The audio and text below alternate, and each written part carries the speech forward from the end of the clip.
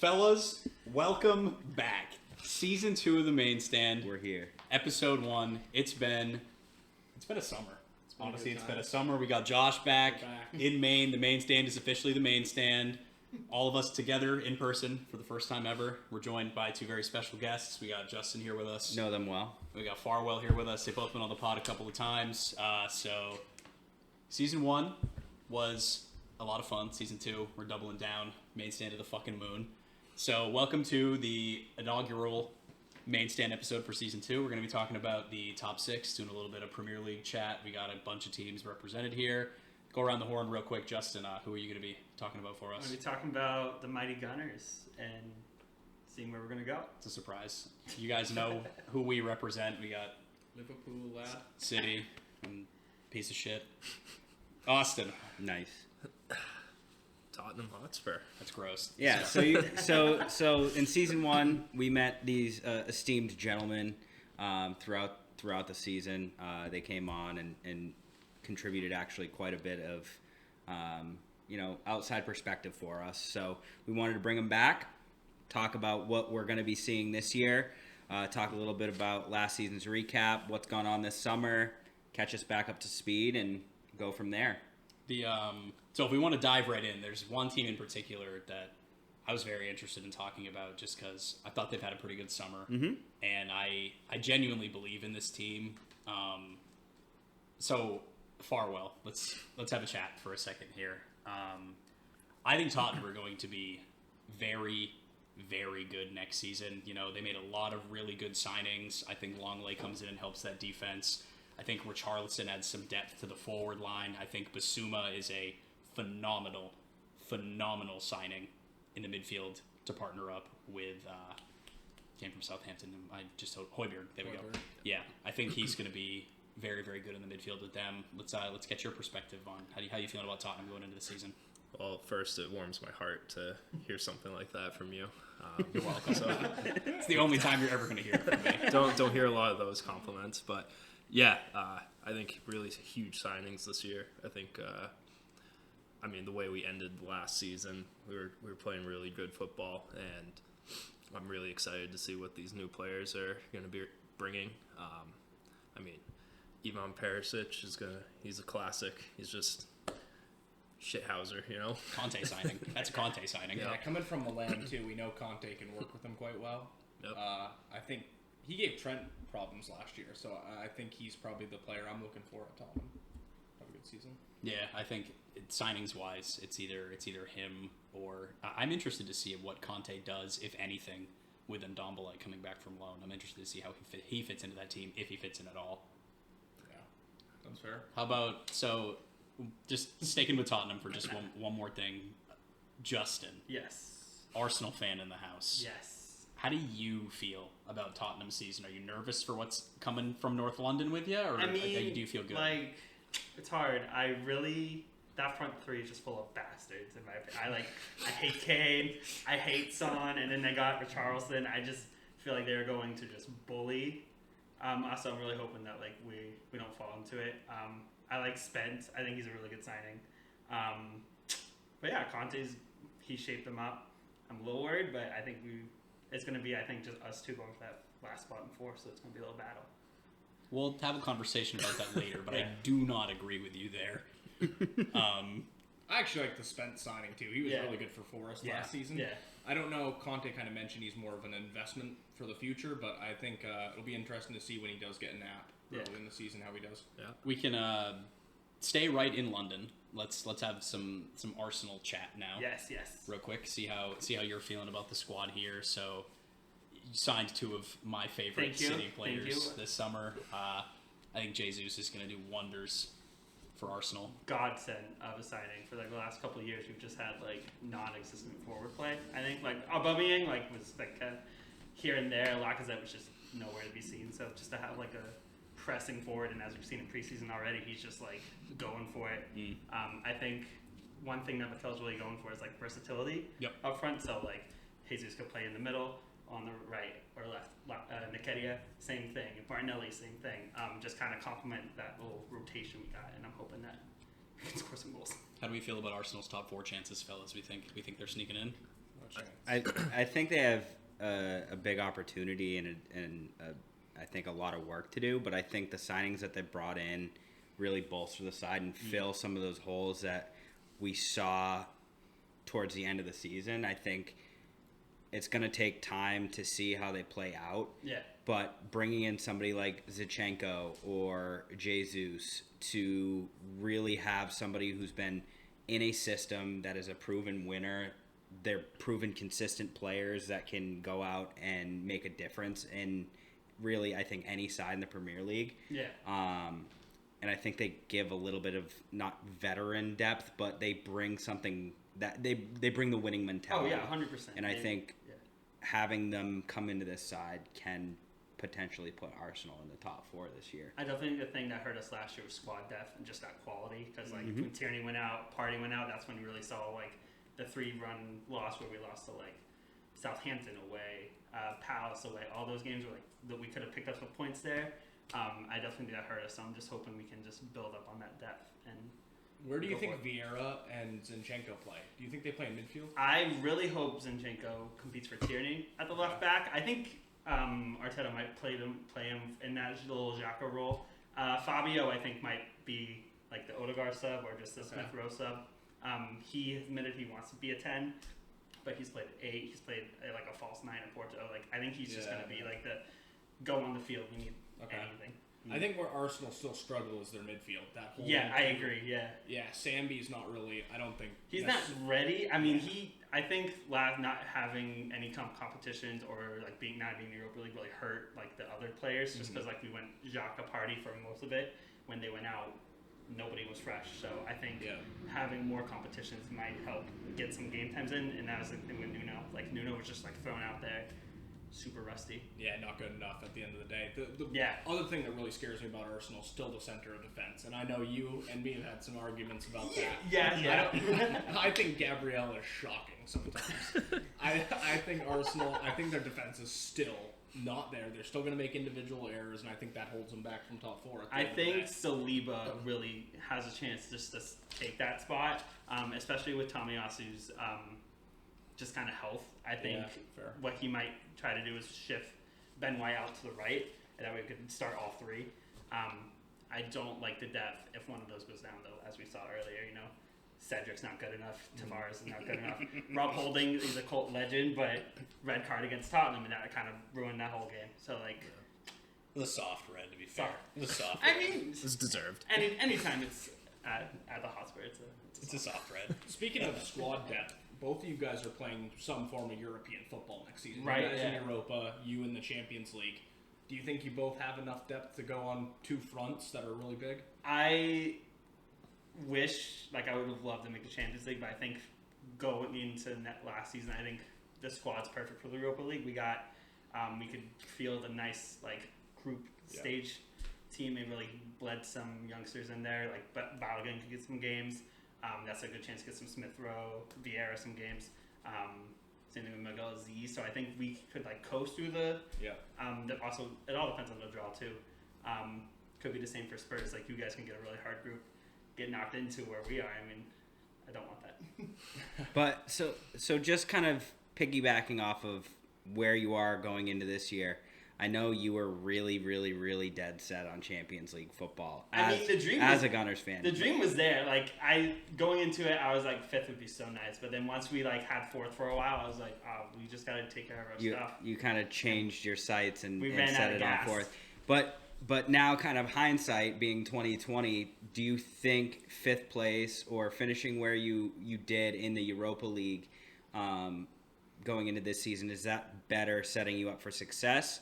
I know the money probably hurts, but you've made very, very good signings outside of the less financial side. I definitely of things. think going forward that 4th spot is going to be so crucial. I know Arsenal got slaughtered for it years ago, saying it was a trophy, but we got Chelsea going for it, Tottenham's, United coming back, potentially. There's us. For those of you who can't see, we have our Goldbridge. United correspondent Mark Goldbridge sitting off screen on the TV. So Definitely it hurt, but I think Arsenal are never going to get back into Champions League until we win the Europa League. I think it's a little cursed thing we got to do. Okay. So I think this year is our best chance of doing it. We'll see. Is Arteta on the hot seat if he doesn't get top 4? I think it really, like, let's say we get 6, but we're like 2 points off. Like, it's Yeah. it's hard to, and also with this year, there's a World Cup in the middle of the season. There's like 5 subs. That is a brand new change, so it's a whole different kind of season. It's hard to be like, this is the year. And I think now he finally has his full squad. Because last year he still Yeah. had like Aubameyang, Lacazette. That's fair. Yeah, but I think this year and next year, if it's not happening He soon. must be getting some pressure from the Cronkies because I think they've had the most investment in the Premier League last year and this summer. So you expect to Yeah, win. they love him though. They're fully committed. Even when we like lost the first 3 games, they're like, he's our guy. So Yeah. Be interesting to see how it plays out. I don't think personally that if Arsenal don't make the top 4, that Arteta should get sacked. I think he's the perfect coach for the club right now. I think sacking him puts you in like a Man United type of cycle where it's like Fair. 1 in, 1 out. You don't really get to establish a style of play. And on the topic of Man United, we don't have Mark is on mute right now, so he can't give us his opinion. But they're a team I think we should talk about. And despite not having somebody here as a representative, I will do my best as the other half of Manchester to speak unbiased on how I feel about them. But let's just chat about Man United first and foremost. Disaster of a season they had last season between the protests, the drama, bringing in Cristiano Ronaldo, City more or less pump faking them into signing a cancer for the locker room, Ronaldo, the Pogba stuff. He's finally out the door. The manager roulette seems to be solved in Ten Hag coming in and feeling like a really established manager that has an attacking style of play, can really bring back that Man United identity, so to speak. Do we all feel like they are starting to get it right, or do we kind of think it's like the beginning of another very Solskjaer type of cycle? What do we think? Personally, I think it's a step in the right direction.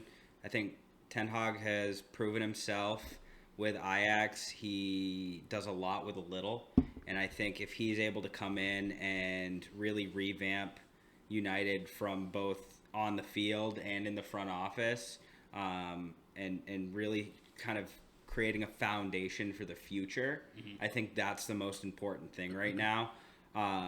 We've seen him make some good moves already and kind of cut some dead weight, but I don't necessarily think it's going to be an overnight project where we go from such a rocky season to smooth sailing. It's going to take a couple of years, but I think he's moving in the right direction so far. I mean, he's brought in Lisandro Martinez, brought him over from Ajax. Short king. Short king. Can't wait to see him guarding Holland in the derby next season.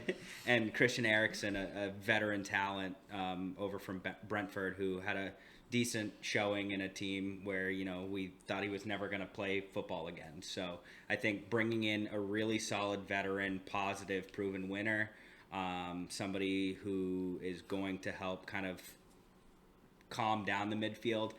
Other side of the coin, though, we have a locker room legend in Edison Cavani leaving the club. So I think there's a lot of positives, but there's also some negatives, and I'm interested to see what you guys think about that. I don't think it gets better until Ronaldo's gone. I completely agree with that statement too. Me and the head coach at Bridgeton watched a lot of United games, and it was funny for me, but he was miserable the entire time. And watching them play some teams, even like Leeds, who wasn't having a great year, they still were playing okay soccer, but they couldn't beat Leeds. And it was some of the stuff. Personally, I think the back line is horrendous at United. Bad. I don't see why Maguire was still allowed to ever play. Yeah. He was in my opinion, one of the worst decisions for them. I think he caused a lot of mishaps in the back because he just isn't. His position. It's tough too with Maguire specifically because you look at his first season with United, he was very good. He came in and really did make instant improvements in that back four. So I think Maguire feels a lot like John Stones to me in the sense that he's very much a confidence player. If the team isn't behind him, if the fans aren't behind him, if he isn't behind himself, he's going to just be playing very poorly. That being said, I think he should not be the Man United captain anymore, and he should no longer be a player who's above being benched. And I think Ten Hag does have that mentality to be like, all right, pal, time to sit your ass on the bench for a couple of games. Like, get it together up here before I put you back out there.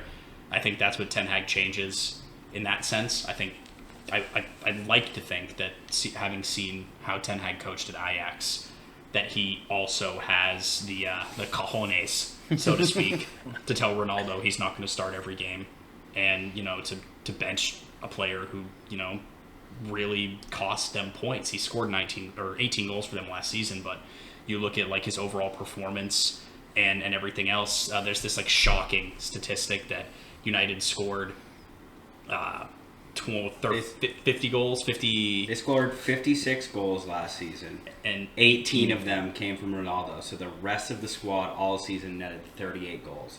And I think 10 of them or 11 of them came from Bruno. Right. And he scored the 3 penalties, if I'm not mistaken. They only scored 3 out of the 5 penalties they won all year. And I think the way Ronaldo demands the ball and demands that the system be built around him rather than being a piece of a very cohesive and good system. I think Ronaldo taking a step back, or Ten Hag forcing Ronaldo to take a step back, makes that United side 10 times better. And I think Ten Hag will be the guy who finally comes in and is like, listen, pal, you're 35 years old. You're not the dude who was doing 6 step overs and beating any fullback on the wing. And we just don't have the team that let you sit in the box and not press like you had at Juve or like you had at Real Madrid in your last couple years there. Like, either be a team player or you're not going to play.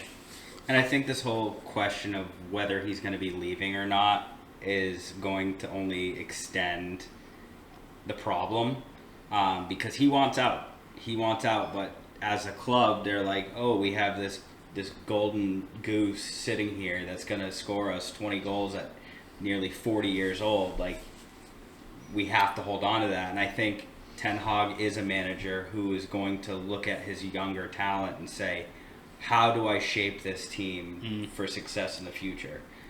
I feel like we're getting to the tail end of the Ronaldo and Messi conversation. We're starting to get to what is next. What is next? And I think Ten Hag knows that as a manager. United's been a disaster for 4 or 5 years now. Let's right the wrongs and move on from the mistake of bringing him back. I actually have a different opinion than you guys. I think United need Ronaldo to kind of keep going in the right direction, I would say.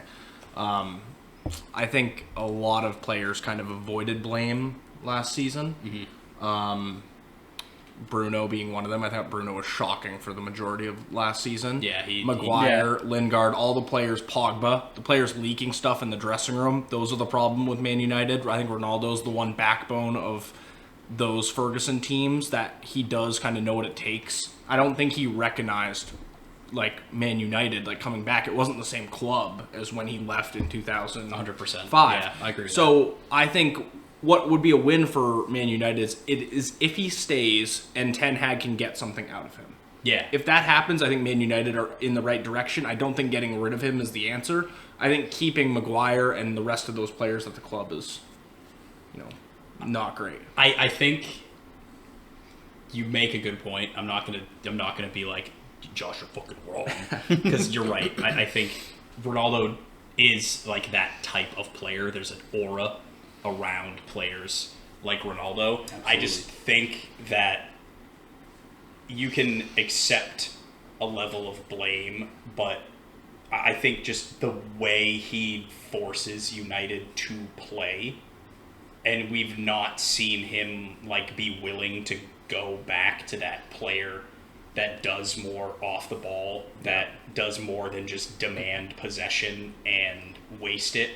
And you get those spectacular games out of him, like that hat trick against Tottenham, the games to beat the goals to beat Newcastle, those 2 games that just stand out in my head, those 2 big games he had there. But then you put him up against the big sides, and he is nowhere to be seen because he can't. Yeah, he doesn't work off the ball. He can't be a part of those games, and it's how important is a player who's going to score you goals against minnows actually in the grand scheme of things when you're not beating the teams that like you need to beat to take that next step up? That's fair. And that's the only reason I feel like they probably are better with Ronaldo not on the pitch or with a Ronaldo that accepts this new type of role. But I think we've seen Ronaldo's personality over the years. Yeah. And it's really hard for me to see him like accepting, taking on that role, as you said, like accepting that Ten Hag wants him to play this different part of the team. All right, so we've talked enough, I think, about United to kind of switch gears, talk about something else. I think we'll save the big dogs for the end. Let's talk about the other team in London for a little bit here.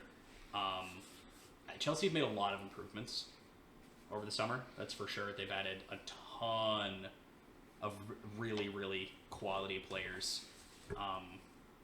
Raheem Sterling, Kaidu Koulibaly, Kwande just got hijacked, which is funny, so he's not playing anymore. And then they've offloaded some dead weight as well. Azpilicueta was a club legend for them, but he was towards the tail end. Is he on his way out? I thought he left. Aspie? Am I tripping? Are they still? I don't think he's gone I think yet. Barca and Chelsea are still arguing over Oh, it. Yeah. Well, he's still there as of Conversations recording. Yeah. As of recording, he's still there, but I think They're moving he's him. on the chopping block. I don't think he played last night in our friendly. Yeah, and Yeah. also me and Mitch and Farwell were talking about this before. Tuchel, his comments after the game, saying like he has players that their mind is elsewhere, thinking about their options and where else they want to be. Yeah. And basically, like we have the same problems because we have the same players. So Yeah. it sounds like there's going to be a few. He more was on not the way happy. out. And I think a lot of that starts stemming from all the BS from last year. Like, I feel like a lot of players made their mind up halfway through the season when, shit hit the fan. Lukaku. They wanted to get out, and I don't think they finished where they should have based on the season that they had prior. They were working their asses off, won a Champions League, and then kind of had a lackluster third place. Like, it was a very quiet third place. Then you take a defensive absolute masterclass from Rudiger, who leaves on a free transfer. They have new American owners, and then they're not really plugging anything crazy. If anything, they've bolstered the attack, and that's about it, with the addition of Raheem Sterling and then Lukaku going out on loan. So I think Chelsea's in a really interesting place going in to the 22-23 season, because I think there's just so much unknown. There's a lot of question marks at Stamford Bridge. Yeah. You got also Pulisic. Is he going to stay? Is he going to go? Because there's been rumors about that. That's true. What's going to happen with Conor Gallagher? Does he want to stay and fight for a spot in a team he might not get because that World Cup's coming up? So does he want to go back on loan and try to fight for that spot? I don't see how he's going to fit. I don't think he's going to start over Mason. I don't think he's going to take Havertz's spot. How does this team going forward? There's a lot of questions. Don't have a striker either. Really. Exactly. Yeah. No, and Werner's still there. I don't know if Raheem Sterling being such a good goal scorer, what did he have, 16 last 13 last year? So from the wing, he does produce a lot of goals, but I don't see him stepping in and really providing a huge difference to where they were last year. If anything, I think it takes away from how the system operates, and they have to change the shape a little bit to fit the changes in the squad. I think the Sterling signing in particular for them, I love Raheem Sterling. Yeah. I think he's a phenomenal As player. you should. I think he's a phenomenal winger. I think as someone who dealt with him all those years, Sterling plays his best football with an out-and-out 9 in the middle with him. We see him doing very well for England, getting to play alongside Harry Kane. We saw his 20-goal seasons for City coming with Aguero in the middle, and also Sane on the left to feed him tap-ins, but that's not this or that. Suarez. Yeah, with Suarez he in the SAS, the classic SAS system. I think Sterling, he's a great player.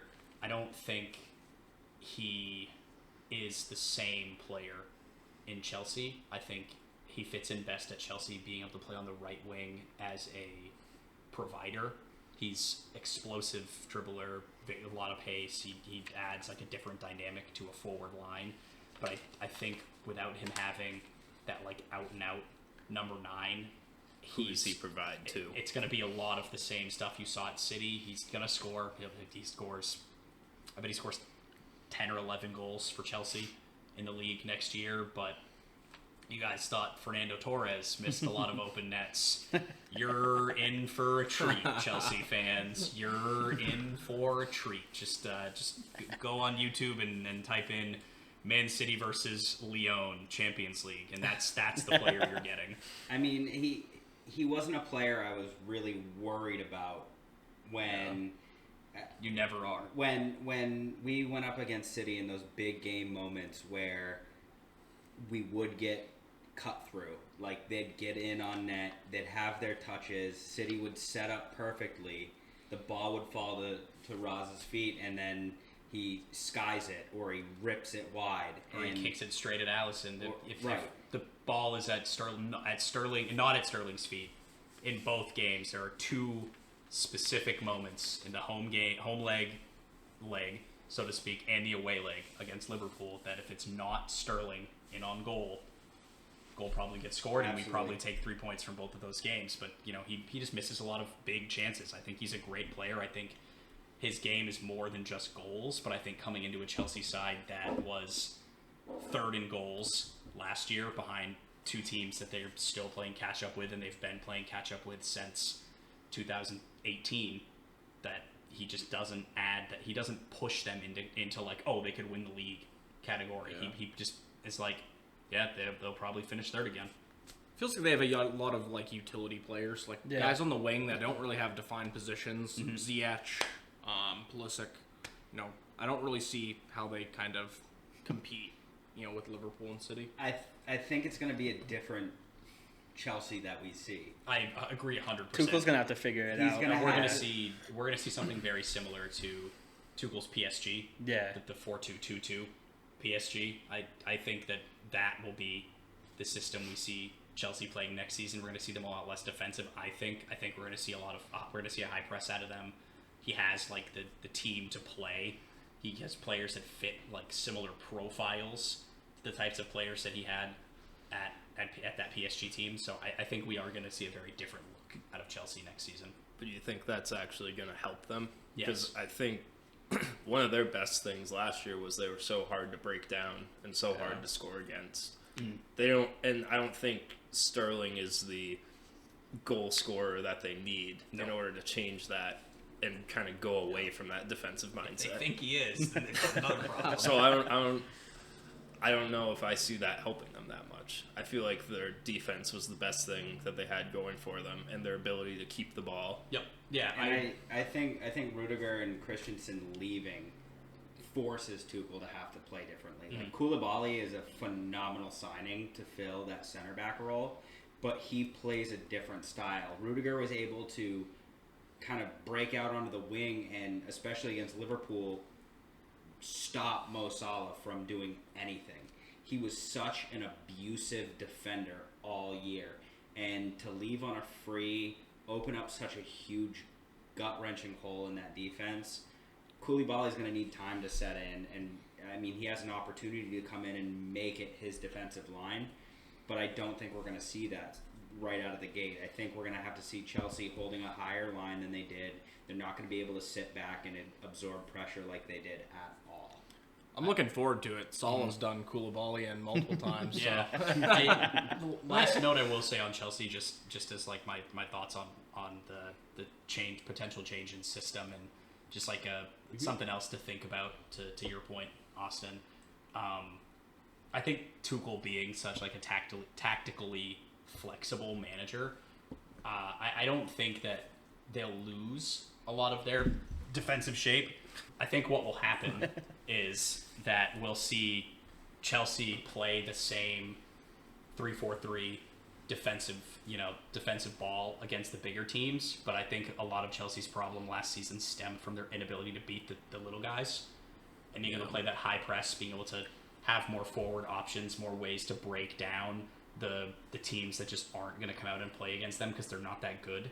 It gives Chelsea a little bit more ability to beat the bad teams, to maybe not drop those points, maybe not lose to, what is it, Villa and Tuchel's first season that they lost like 3-0 to. West Brom, not lose to teams like that because they just don't have the players to break them down and then they get beat on the break. I feel like they're going to get caught somewhere in between. That's a very fair point. And not figure it out, especially right away. Yeah. And if they don't figure it out quickly, I think it's going to affect them really long term in the season. I think it's going to be curious too. Now that Roman's gone, how much if it doesn't go well, how much time they give Tuchel? Because in the past, if it wasn't working, they would just constantly get out, rebuild real quick. Well, so far, the Bowley era at Chelsea is looking promising for that relationship. They're already making a lot of changes in the front office. So I personally think that, if Tuchel's able to build that relationship from the get-go and say, this is the direction that we were heading before shit hit the fan. Right. This is what I want to do. This is my vision for Chelsea and what we can do to win trophies. We obviously are in the silverware conversation still. It's not like they're throwing the entire club away and starting with a bunch of 16-year-old nobodies.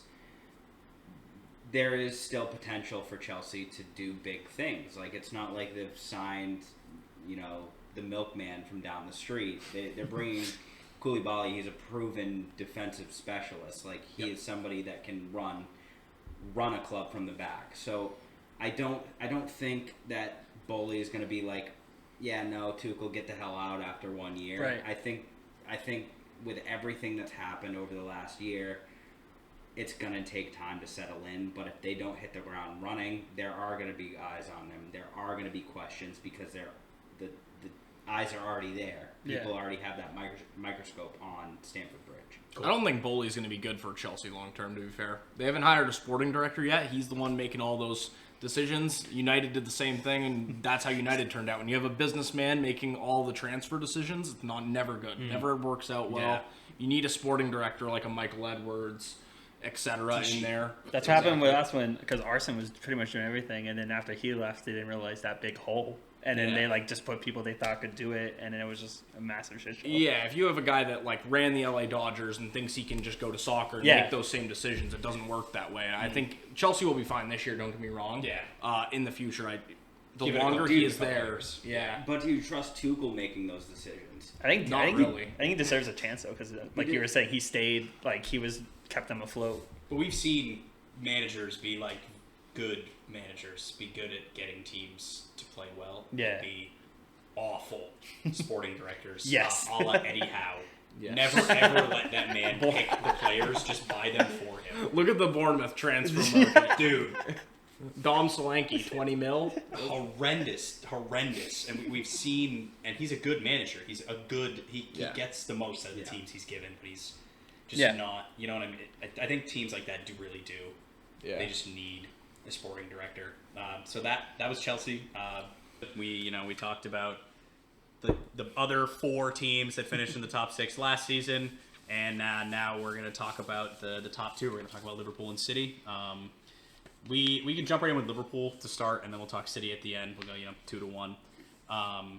So first and foremost, I think my biggest question I have for you two, and it's about the signings or lack thereof this summer.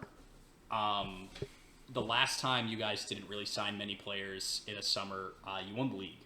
Yes. Thank you for that. This summer, you also made little to no signings. I would say you replaced the outgoing Mane, and you added a player for the future in Carvalho. He will play some games this season, for sure. I think, before we were on air, Josh was saying he'll probably play about 20 games this season, and I think that's fair, whether off the bench or otherwise. I can maybe see him playing more. Just when Fulham played City, I was very impressed by him in that FA Cup tie. But my question is everyone strengthening around you going to be too much of a problem? Is it going to actually make an impact on the season? Or are Liverpool just already so much better than everyone? It was them playing catch-up for the most part. I think it's a catch-up game for the most part. I think Liverpool are pretty clear. I think it was clear last year. I know that we had a hard time beating Chelsea. Didn't beat them in the 4 games we played them, but I do think there was a different class in the rest of the season. and Austin City were way above everyone else. I'm not too worried about who we brought in. I do think Darwin is going to be very good. I think he'll get over 20 goals this season. A little bit concerned for Mane because he tends to be our big game scorer in the big moments and stuff, not so much from Sala. So I'm excited to see kind of how we replace that. Carvalho, I do think, plays more than people expect. I think Klopp bought him to play now. That's the reason he's not going out on loan or anything like that. If he wasn't in Klopp's plans, he would go to a Premier League team, Right. like Gallagher did. And I think Harvey Elliott also has a big role in the squad this year. He was out for the most of last season, so I think him and Carvalho in that midfield freshens it up enough, get some young blood in there where we've had to deal with the likes of Milner, Oxlade-Chamberlain, stuff like that, Keita even. So I think bringing in some new guys to freshen up that midfield is going to be good. Cool. I also think last season was the best football Liverpool's played. We are coming off the end of Liverpool's best season, bar none. When it comes down to, listen, hear me out, to play the maximum amount of games with the amount of injuries, depth, and to go as far as we did, to have our name in the running for a quadruple until the last day of two of those tournaments, I think that is unbelievably successful. Pat, in terms of quality, when have you saw a Liverpool team play better than they did last year, like the midfield especially? The COVID year when you ran away with it. The COVID year, we did not I think run we away with played it. better last year. You beat the pack by 12, 13 points. Oh, you're saying the year that the season got suspended Yeah, because of that this. year. Our first year with ran away Nike. with it. Our first year with Nike was the full year with Full year. COVID, and that's what I thought. The break year. You ran away with it that year. I think you guys played great football. I think you played one of the most phenomenal, forgettable seasons last season. And I'm sorry. It's forgettable. It is. You won 2 trophies that you really only want to win when you're a major club with something else. And But they'll remember you as almost. But does the making- season is almost. does- You were almost in the history books. But at the end of the day, you weren't. I'm sorry. You're not Does wrong. making it there have no weight? It has as much weight as City making it to the Champions League final. We still get bantered for never winning it. Okay, Or so we're Tottenham getting winning any bantered for trophy having success playing the maximum number of matches possible in a season. I think it's an And accomplishment. Don't get me wrong. It's just not. I don't think it is your best season. I think the seasons that you went out and actually won a major honor were better seasons than this. I think you played great football this season, and I think you competing on all fronts is still an accomplishment from the prior season. Don't get me wrong. I just don't think that you can call a season where the most important thing your team won was an FA Cup your best ever season. I just don't think you can.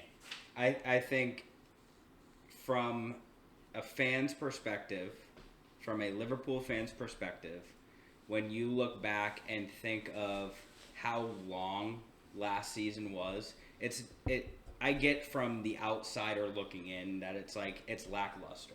We walked away with 2 trophies that probably don't hold much weight in a conversation. And you can look back on it and say, yeah, they didn't really do anything. But from Josh and I's perspective, we, for the first time, saw our club play in every possible game. We had hope, and we were fighting our asses off till the last whistle. And you saw how hard that was to do come second half of that Champions League final. When our players are dead tired and can't continue because we've played more games than anybody else in the world, I think that is a feat in and of itself. Congrats for coming in second. I don't think it was our best season ever. I think it was the best we've played. I'm not saying it's like the best accolades, the best this, that, and the other thing. What we were able to accomplish. And I think you should be applauded for that. But that's what I'm saying. Overly impressed by the season. Last season's really not the point either. We're kind of going towards. We're looking at this, right. I think we're splitting hairs at this point. I think the. Sorry, I'm just being an asshole. The heartbreak of last season is a part of the reason why I think we go on and win this year. Because Liverpool, to win the league the first time, it was like a kind of like steps up. We did fourth, second, lost by a point, won the Champions League, and then won the Premier League. We lost the Champions League and the Premier League last year when we went from third to second, and I think they go ahead and win it this year. I think we have enough. I will say I have one contingency. It's Thiago staying healthy. Thiago plays like 30 Premier League games. I think we'll win. I think it's so. We'll get there when we get there, but we'll get there later. Yeah, so I personally have a kind of different view than Josh going into this year. With Mane leaving, with the change to our shape and bringing in a true target 9, I think changes how we play the game. It really solidifies the end of an era with Mane going to Bayern. It's been 6 years of a consistent front three that plays a very consistent way. They all have their roles and they all step up when they need to. Mane leaving and having Diaz fill the left wing role is huge. I have no issue with Diaz. We got a very good showing out of him during the second half of last year. I just think Nunez coming in changes the way we move the ball forward. We've been so reliant on our wing backs. I don't think that's going to change, but I think it's going to stop at midfield. Couldn't you say the same thing about Diogo Jota, though, last year? First half of last season, he doesn't play necessarily like, Bobby or Mane. No, but he stepped up when he was needed, but we were still crossing the ball into him for headers. From what I've seen so far this preseason, and I know it's preseason, we know that. The 4 games that we got out of Nunez, we saw nothing but balls forced up the gut. And maybe that's just trying to get him touches. Maybe that's trying to get him involved in the side and get that goal to break the seal, which we ultimately ended up settling on a penalty. 4 goals came from that. But I think it does change the way we move forward. Going back to Fabio Carvalho, I don't see 20 games in the Premier League. I see 20 games in all competitions, but I think that's where we see him fill in is for an injured Thiago. I think that is the way I see him trending is Thiago's going to kind of take him under his wing because they're very similar players in the way they hold up play and distribute the ball and then get forward when needed. I think Fabio kind of gets into the box a little more than Thiago does, but I think there's going to be a lot of changes that we see from our Anfield side this year. To be fair, too, I don't think that Nunez starts on day one. I think we see Bobby start. I think Klopp's kind of heading in that direction. I think Bobby will start the first 10 games or so, and Klopp will work Nunez in. I think that'll help us out quite a bit as well. I think Liverpool hit the gates running, and I have more for Pat kind of when he starts talking about City of why I think kind of Liverpool will jump them. Again, we're talking about the two best teams in the world. It's a hair's length. When we're talking about who's better. So it is marginal, and it's kind of hard to say, like, definitively this is going to happen when we're talking about Liverpool and Man City. I'm going to fucking either get dragged over the coals at the end of the season or be right, but I think it's going to be more than a hair's length this season. We'll see. We'll see how many goals Erling Haaland can add. Besides his tap-in last night, he wasn't that good. He's scoring 30, dude. I don't think he backs 30. He's scoring no 30. Chance. He's scoring 30. Scored 11 minutes into his debut. Yeah, and was shocking the rest of the game. He's scoring 30. I wouldn't say he was shocking. He was able to win some pretty difficult balls that were sent his way and keep play alive in the attacking third from what I saw. But I think he's world class. I don't think he scores 30. He's scoring 30. I don't think he's going to be in the conversation for the Golden Boot, in my opinion. But we can talk about we could talk about Haaland when we get to City. Are we at City? Are we done with Liverpool? I have one more legitimate question about Liverpool. Yes. And this is just thoughts of people who are not someone who's not a fan of the club. Do you think losing as much forward depth as you did over the year? I know Minamino didn't play a ton. Big goals in the cups. Exactly. I know Minamino didn't play a ton in the grand scheme of things, and I know Origi didn't. He's like a He's a Liverpool legend. I'll admit I was wrong on the Cult Hero Thank you. episode. Thank you. He's a legend. Thank you. He's a Liverpool Go legend. back and watch What a the callback. episode. Yeah, call back to season 1. He's a Liverpool legend, and he did a lot for the club. Is losing him and Mane and Minamino all in the same window with only Nunez coming in to replace him going to actually impact much? Is it going to force Salah to maybe play a game in the Carabao, or is it play 4 or 5 extra games on top of what is assumed to be already a pretty heavy load of games? Because assuming Liverpool meet their own standards, it's like an FA Cup semi-final, a Carabao Cup final, a Champions League semi-final, and in it for 38 games in the Prem. Is it going to affect the fact that some of your forwards might have to play 7 or 8 extra games this year? I think we'll be fine. Louis, we had only for half a year. Right, We you have missed a Diaz lot now, of the- too. You missed have a lot full of the cup season of games. Diaz, I think yeah. Jota plays a lot of cup games. Bobby as well, because I think Bobby will take a step back after that first kind of initial set of games. Cool. And like I said, I think Harvey and Fabio play a lot as well. Yeah. Final question, and this is just I want both of your opinions on this. 25 games into the season, what's your ideal front three? Everyone's in match form. Ideal front three. Ideally, I'd like it to be Diaz, Nunez, and Salah if we're I there. would agree. Same thing. Same in agreement. I didn't know if maybe Jota can work I didn't his know way if Jota into that. would sneak in. For me, he can. It's dependent on what he does when he comes in. I think Jota was our second best attacker at the first half of last year. Yeah, he scored 12. Well, If Salah was not- obviously the best player in the world in that time. And I think Jota was a very close second. He scored a lot of goals. Yeah, he did. He scored 11. Right. A lot 11? against your team. He's so small, but he's so good in the air. Yeah, He's he just A scores lot of headers. headed goals, yeah. But we'll get into City. We'll stop talking about Liverpool. Let's hear it, fellas. I'm ready to talk. I've got a great question to open it up. I've got a great answer, and if it's about losing to Tottenham, you're still going to take 6 points off of us. Let's get that out of the way right now. It's not about that, but I'm glad you feel that way too. It was more on the lines of how does it feel to buy the league again? I mean, we've made money this summer. Our net spend is 12 million positive. We've made 12 million pounds this summer. Next question. Going off that. Well, first off, thank you. You're welcome. I'm- Treat my children I well. love what you guys do. Treat my Big Ukrainian fan. king and Jesus. Treat them well.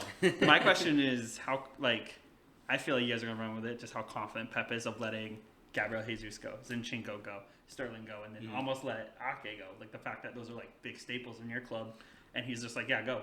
I feel like Jesus was kind of drowned out almost. So my thing with At City. Jesus is he never really got the chance to come in and be the main man. He came into it and you're not dethroning Aguero. You're just not. Right. Yeah. And in those games that Aguero was injured, because towards the back half of his career and most of his career in general, you could count him in missing 15, 16 games a season due to injury.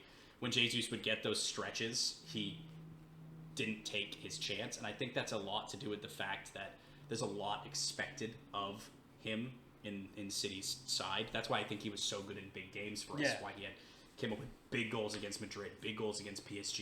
He was just there in those big moments, and that's why I think he's going to do so well for Arsenal, because he's going to get 30 games to play for them, and to the point of being confident in selling players. I think it's less about the confidence of City. Yes, we're a very confident side. We have a ton of depth, and we can replace players that need to go. Right. We don't. Another thing, we're not overpaying for players either. So Right. when someone leaves, it's we're going to get the replacement in for the right price, or not. I honestly, in the left back situation, if we don't sign Cucurella, I don't care. I think Wilson Esbrand, I would love to see him get minutes for us. I think he's a phenomenal fullback. But we also don't hold players hostage in that way. Jesus had expressed wanting to leave, and we said if the price is right, you can go. Same thing for Zinchenko, same thing for Ake. Chelsea just didn't meet our valuation. It's been the same way for Bernardo for the past 3 years, but Barcelona didn't have enough weddings to afford Bernardo this summer. Yet. So he's Now weddings. he's are staying pretty. That's a good bit of banter. for at least another year or two. But the point is, I think City did this very similar thing in 2017 when Zabaleta left, when Sanya left, when Mangala left, when all of these players that were remnants of the Pellegrini Mancini era left. Yeah. It's been more of a refresh this summer. We've sold a lot of players. We've had 5 outgoings and 4 incomings, and that's a lot of big shoes to fill too, which is why I think that the City side you're going to see is going to be so good because it's so new. It's refreshed. It gives Guardiola all of these new things he can do with this side. I really do think that City win the league by like 12 points this year. 12? I think we run away with it. I'd probably say the same thing. I think Holland hits the ground running and no major injuries to Rodri, and we run away with it. I know you could say the same thing for me, but if Holland got injured, what would that look like? Alvarez up top? Alvarez, you've seen us win 2 Premier Leagues in a row Without a with no striker. recognized striker. Yeah. I'm not worried if Holland is injured or takes a little time to get off the ground. I think we've seen several forwards come into Guardiola sides and need 6 months to a year to get fully integrated to the system. I think with the player that Holland is, there will be less like comfort time, like room to let him grow. I think we're expecting a lot of goals out of him, and I am expecting him to not need to adjust. We've seen it at every club level he's played at and the international level. He just scores goals. He's a fucking robot built to put a soccer ball in the back of a net. And I think, De Bruyne hits full season form along with Bernardo, Rodri. I think Grealish and him are going to form a really, really good partnership. I think Mahrez, because defenders are going to be now so focused on Holland, it gives Mahrez a lot more room to operate on the right. I just think that there's so much happening in this City side over the course of next summer that it's and going into next year that it's going to be very difficult for teams that aren't like Liverpool, Chelsea, Tottenham, maybe Arsenal to like even keep close with us. Have you thought about how many points you'll get? I don't think we break 100. I think that 100-point season is not going to get replicated. I think it's high 90s. Okay. I think we match our point tally from last season, maybe. I think to beat City to a title in the modern era, the way we play and how we've shown it, you need to get 99 points. I think you just have to be perfect, really. Like, you have to, you can't, like, you saw whenever you guys are chasing, like, you always have to just make sure you are perfect. Yeah, you're not perfect. Losing any of those steps because City it's just we like won the league automatic. because every of, like, draw a feels like you lost. Exactly. Yeah. I feel like it's like 30 wins is the bar. You need 30 wins to beat City to a title. The consistency is minimum. insane. Like, Minimum, and that's Guardiola sets his teams up for marathons, not sprints, and that's why he wins so many league titles, and why I still don't think we're going to win the Champions League this year, but I'd really like to see it happen. One question I think is kind of going under the radar is what is up with the goalkeeper situation? What do you think is going to happen for the future at City? I think Ortega is going to come good because statistically he was the best keeper in the Bundesliga last year, and we got him on a free, which Tichy, I love you. Great. I think he's a good keeper. He's good with his feet. He had like 2 assists, I think, last season. Mm-hmm. He's good with his feet. He can pass the ball. He fits in our system perfectly. He's either going to turn Ederson into a Brazilian version of Prime Neuer, or he's going to take his spot and we'll finally have a goalie that can save shots. Yeah. I think Ederson's job is very much at risk, and I think last season, him not having competition, I love America. Zach Steffen is not a Premier League quality keeper. He's not, or a top 6 Premier League quality keeper by any stretch of the imagination, unless he improves a lot on his positioning and his shot stopping. I think he's good enough with his feet, but I think his job's at risk. Ortega could very well take it. I got 2 things for you. I love Calvin Phillips signing. I love it too. I think that's going to be really good. That's another huge one. But second one, do you think Grealish is going to be better than he was this year? Because Yes. I think last year he was a very, very average player. And he went from like being the guy, and he was really, really good with Aston Villa, and he came to City and was just kind of there for the ride. Yeah, I'll agree with that. I think we've seen it in wingers. I know I said forwards, but wingers specifically in Guardiola systems. Sané came in 2016. Very average looking, didn't look like he was worth the money at all. Young player of the year the following season. Mahrez comes in. Very average, very similar to Grealish. He was that guy at Leicester. very pedestrian season, his first season at City. Comes in, second year at City, wins the title, highest goal scorer in all comps, is primarily him and Zinchenko the reason we were in a Champions League final. So I think Guardiola systems, the two most demanding positions in his teams are center back and left and right wing.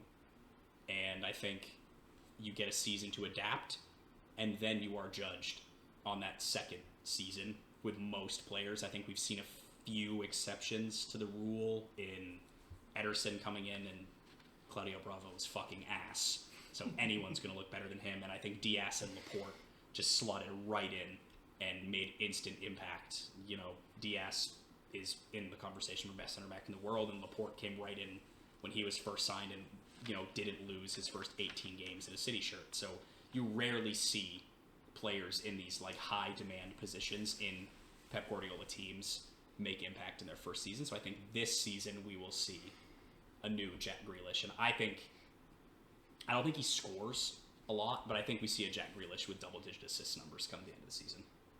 And He what has if the not? Gucci bag behind him now too? Yes. Gucci headbands If all not, he's a season. flop. I think one thing that's really going to help Who goes this season. You think you see him starting?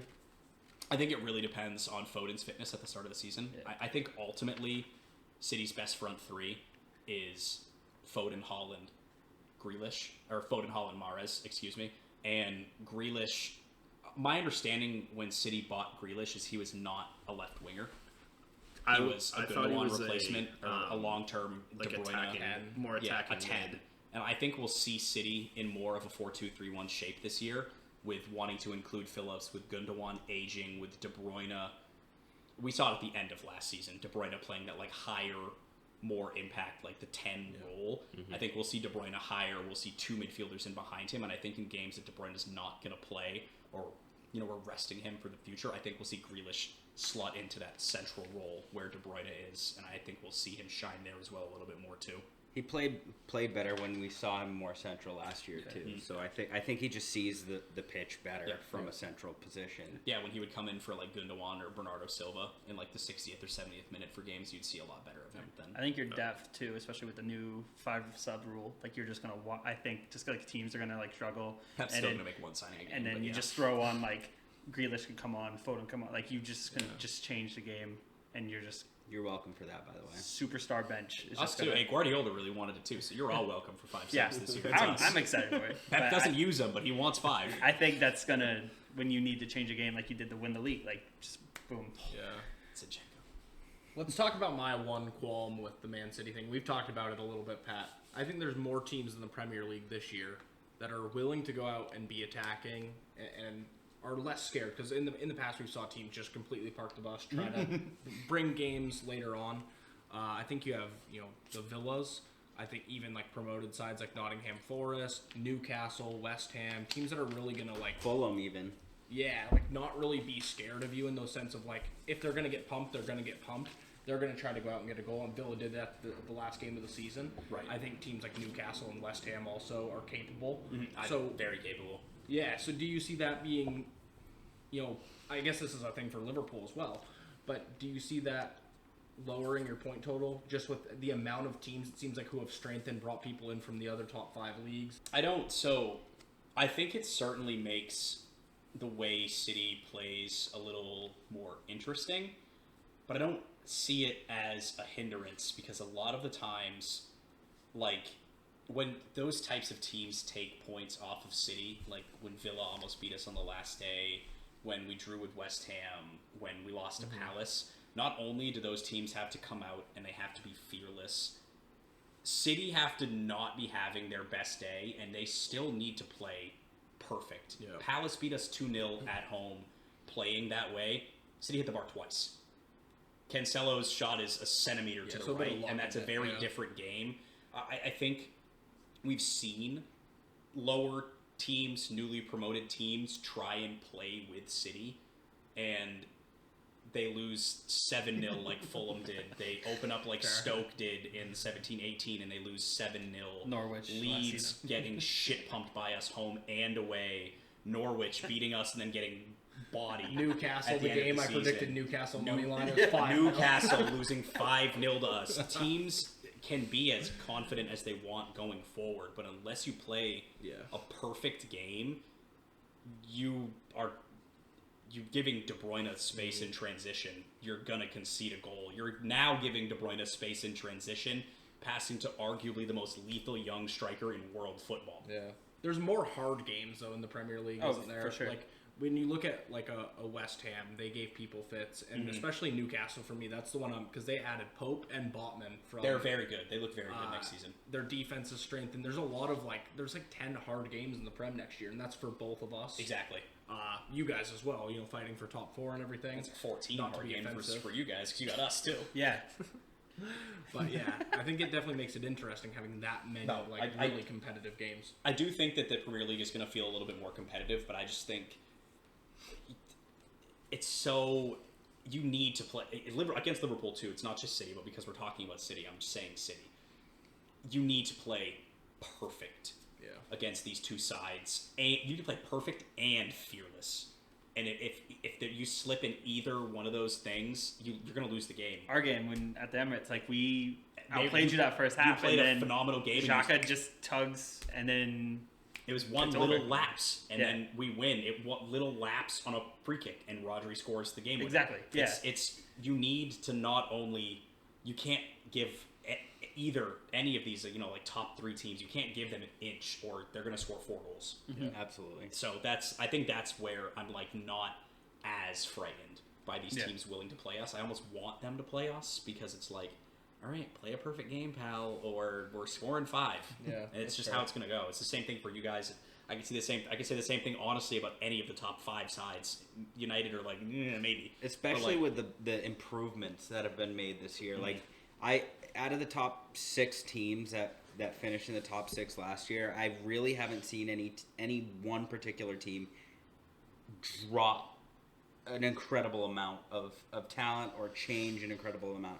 If anything, Liverpool's the biggest question mark out of the top 6. And that's because you haven't really brought a lot in. Exactly. Everybody else, everybody's bringing in a lot and not losing a lot. And I think that is why I, as a Liverpool fan, am so cautiously optimistic about next season. I want to be dead on.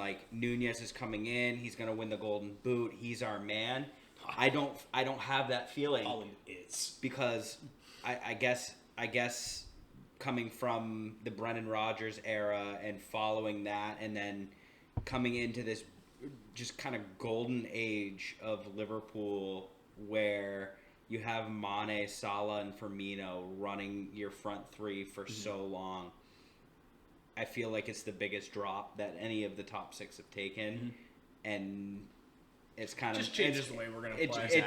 It does. So it's not necessarily a bad thing, but it's just I think that's the biggest question mark, and I think everybody's improved, and it's really difficult to do that. Yeah. I can't remember the last time I've seen so many teams improve. Yeah, this seems like a crazy window. It's an arms race for a fourth. lot of people. If you, especially with how COVID affected the other leagues, they can hardly buy players because the Premier League has all the money. We're the Super League now, so if you're not getting in that top 4th, you might get left behind. So everybody's trying to make sure they are in that. Into it, to really get and themselves there. You two are set, so you already have that foundation. Even if you haven't brought out Pavilion, you're still Liverpool. You're gonna go out and beat pretty much every other team.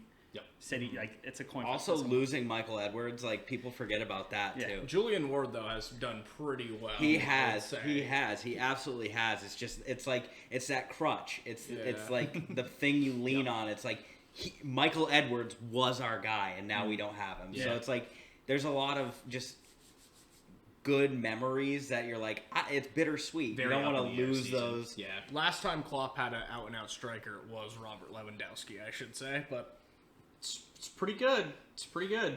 And Nunez is only 22. We had Aguero, and then it was Lewandowski, then Aguero.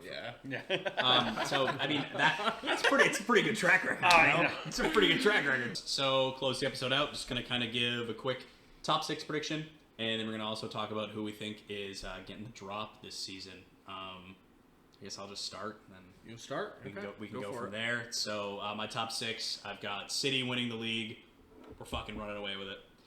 Tottenham in second. I think Tottenham are going to have a very, very good season. Front three that knows each other very well. Full season of Conte, full season of all the, everything. Enough new signings to get them through any games they play in Europe. I think Tottenham are finishing second this year. Third is Chelsea. I think they made a lot of really good signings, and I think that they have the quality to keep third place. Fourth is Liverpool. I'm just not convinced by the movement in the market. I could be proven very, very wrong coming into the season. I think they're very good, but I think everybody else also got very good. Fifth, Arsenal. I think Arsenal are a very good side. I think they're just going to miss out on top four, but I think they're going to Europa League is going to be theirs. They're going to have a very good season. They're going to beat some good teams. But I think, mid-season, they're going to have those little, dips in form, lose to teams they probably shouldn't. Classic Arsenal stuff. Sixth place United. I still think they're a fucking dumpster fire, even if they're going to finish sixth. I just don't think they have the quality to beat anybody, to finish above anybody in the top five. And, end of the day, I just think there are 5 teams better than Manchester United right now. And then my bottom 3, relegation.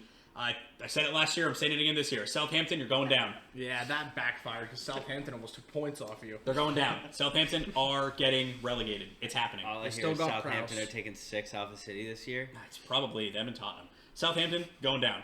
19th, Bournemouth. They're just not good enough. They do not have the goals to stay in the Premier League, unfortunately. 20th, I'm very sorry, the Bees, but Brentford, you're getting relegated. I just don't think they have the quality to stick with it. I think if they kept Eriksson maybe, but I think they were declining at the end of the season. Losing Eriksson is big. I'm not convinced by him. The bottom 3 are fluid. Maybe, it's like Brentford 18th, Southampton 19th, Bournemouth 20th, but those are the 3 teams getting relegated this year. Justin, we'll kick it to a guest. Yes. What do you got? I got City walking with it. I think they're going to win the league. Then Liverpool, I think it's just going to, again, for a while, I think it's just going to be U2. Third, I hate to say it, I think it's going to be Spurs. We'll see. I think there will be a big gap between U2 and everybody else again. And then I think we might scrape fourth. I'm fine fifth, Europa League, as long as we could somehow get in the Champions League. That's a good season for us. Chelsea, again, like Spurs, Arsenal, Chelsea, I think those 3 are just going to be you could literally do interchange for each one. I think it makes sense. 6 United, I don't know who else. Right, yeah. I think Ten Hag will get them to 6, and I'm curious to see what they do next. Relegated, Bournemouth, they're gone. Fulham, they're just up and down every year. I don't really think I think they're barely, fucking skin in their nutsack, but I think they're barely. I just think it's like them in Norwich. It's meant to be. And then third, I'm going to go Brentford. I think Eriksson is losing that is huge, and Tony doesn't want to be there. Yep. So Fair. Yeah. I'll go next, I guess. I have Liverpool winning the league. I think I'm the only one here that thinks that.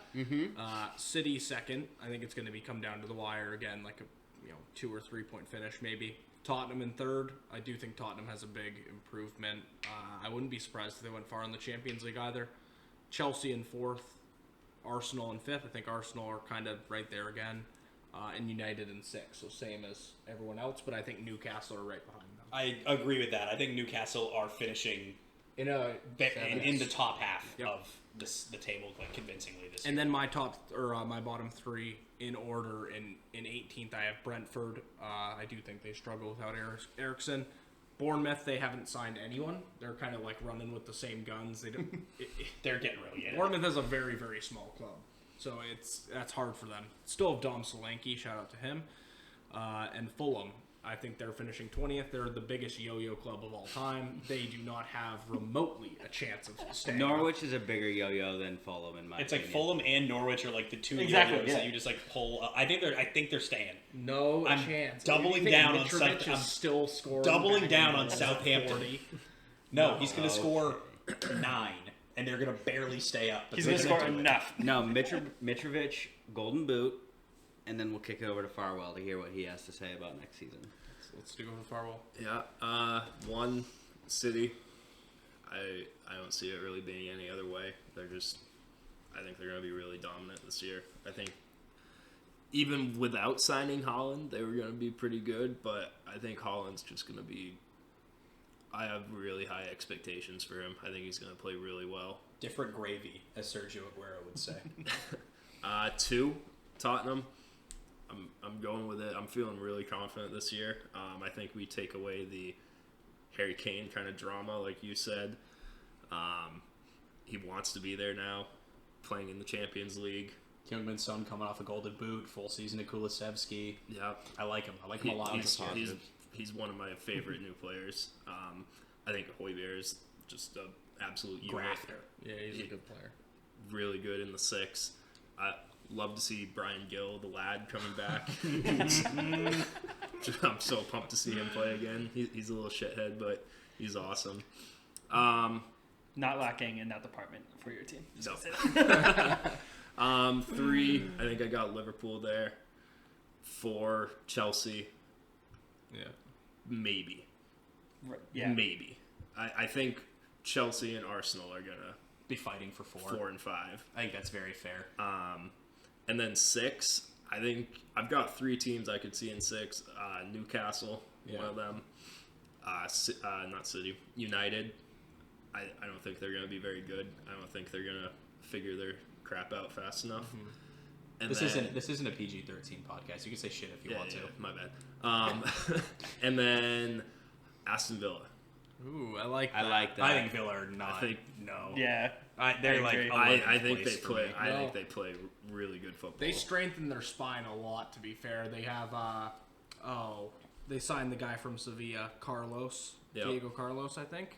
And they added a defensive midfielder that's very good as well. I think they're good. I don't know if they're top 6 fighting quality. think- Like 7th or 8th, maybe. Did they finish I think 12th last year? Yeah, they did their business really early in the Yeah. window. Like the first day the window was open, Yeah. they were making signings, and they haven't done anything. I think they'll be fighting for like Europa League, Europa Conference League. Conference League, I don't see them slipping into 6th. I just don't know if they have. I think a full season of Coutinho is good. Yeah, and a full fell season off of at the end Gerrard. of last season. But he was really only there for. Fucking scored against you.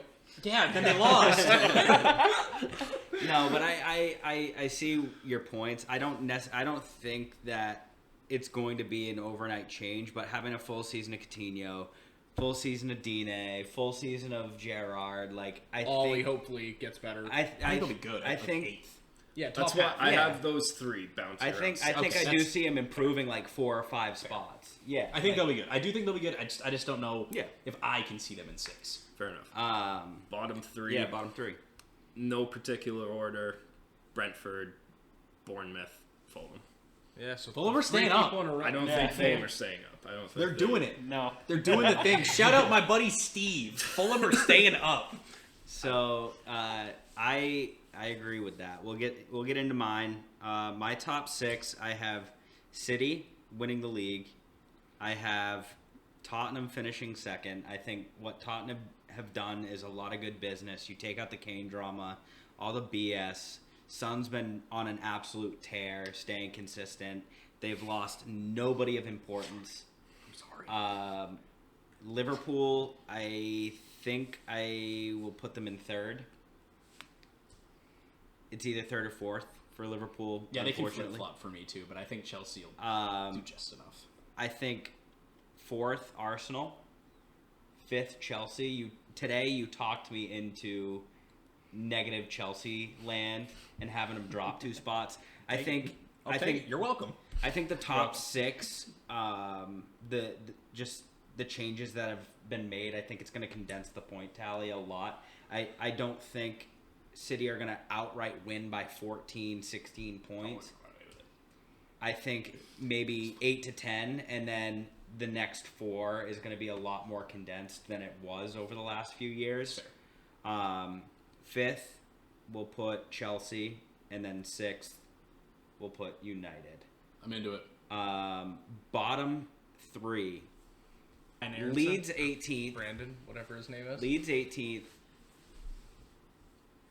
Nottingham Forest 19th. That's Bournemouth. wild. 20th. That is- Nottingham Forest, I have a problem with. That's they, wild. They have made a lot. They have Omar Richards from Bayern, Nico Williams from Liverpool, Taiwo from Union Berlin scored 16 goals in the Bundesliga last year, Yeah. and Lingard. And Okay. Steve Cooper is a fucking hell of a man. There's always that one Okay. team that gets promoted that like does above everybody's expectations. That's It's gonna gonna be be- I them. think No, it's it's gonna going be to be Fulham. for top half. No, It's gonna be. Yes, It's gonna be I Fulham. fucking like it. Fulham I is the fucking one like that's it. coming up and staying. They deserve it. They deserve it, and I will not hear anything Craven otherwise. Cottage fucks. Fulham is staying up. You're insane. I want that hashtag every time they win a game. I want you to Craven Cottage fucks. Nottingham Forest just has the aura around the club, like the city ground. They won 2 Champions They won the Leagues in playoff to 80s. get back. They have that momentum. Yeah, that They're- was 42 the years Champions ago. League. Yeah, but no, they're like a proper football club. Like They are a when- proper when football Villa club. got up, there was no doubt Villa was staying up because it's Villa. They're one of the biggest clubs in England. I They're know bigger that. than I know that. 2 of the clubs sitting at this. I just think a club that is Relax. coming into the Forest Premier are bigger than City. Hear me out. Hear me out, Josh. I just They'd be right playing now. playing the devil's advocate for you because that's what I do as your co-Liverpool fan on the pod. Listen, We'll be there. Nottingham Forest has done a lot of good business. I think it's a classic case of too much business in a short amount of time to try and make improvements to stick up. Okay. That being So said, it's like a Siri, Fulham, Fulham, Anguissa, yeah. Fulham It's- spent $100 million in 2017 and they got fucking relegated. Okay. Like One of their I star don't- signings is at Hull City now, Siri. I just don't- Yeah. Like they're I like that four, argument. 4 or 5 different players that come from 4 or 5 completely different systems that have to fit together and Yeah. stay up. Yep. I think it's a tough ask. I think Steve I'm Cooper not can do saying it, they're though. a bad club. I Yeah. think he can do it, and there's a potential of them staying up. Absolutely. I just think that Fulham have worked their asses off. They've stayed a little bit more consistent. Yes, they're losing a young talent in Fabio, but they have consistent veterans that have played together for years Yeah. that I think can get the job done over a Okay. club like Nottingham Forest. Fulham could get relegated at the end of the season, and I could be like, you know what? That's fair. Yeah. It is Might have been a what it little is. bold of me to think that they're staying up. Could have saw that coming. But no, That- that was that was- talking the 22-23 Yeah. season. We're That was back. 22, Premier League 23. round table was a success. Thanks, Maine guys. is back. Thank you to Josh and Yeah, or absolutely. Justin Thank and you Austin. so Thank you, much for for being being on on. here. Thank you, Yeah. Josh, for letting us use your home. Yeah. This is great. Expect a lot of really cool stuff on the horizon. And stay tuned for other announcements. Follow us on the socials. We got a lot of really cool stuff coming. I'm not gonna put it in this video though. I'm gonna make you go to the socials and see it yourself because we're trying to grow that shit. Marketing. Yep. Word. Peace We're out, out. guys. Maine Thanks for stand tuning in. out.